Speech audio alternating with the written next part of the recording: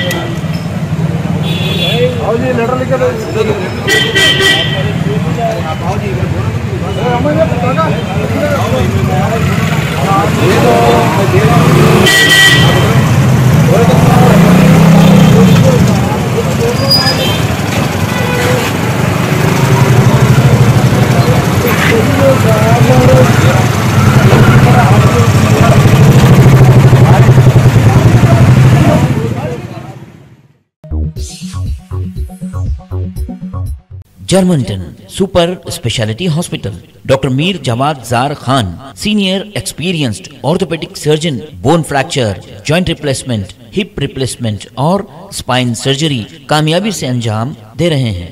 इसके अलावा neuro surgery, cardiology, gynaecology, dental, general medicine, dialysis और फिजियोथेरेपी जैसे शोबाजात में इंतहाई कामयाबी के साथ वाजिबी फीस में इलाज किया जा रहा है। शेयरिंग और प्राइवेट रूम्स, अस्पताल में 24 घंटे MRI, CT scan, 2D digital x ray, ultrasound, operation theatre, ICU और लैब की सहूलत दस्तयाब है। आपकी उम्मीदों के ऐन मुताबिक Germanten super speciality hospital, pillar number 150, Attapur, Hyderabad.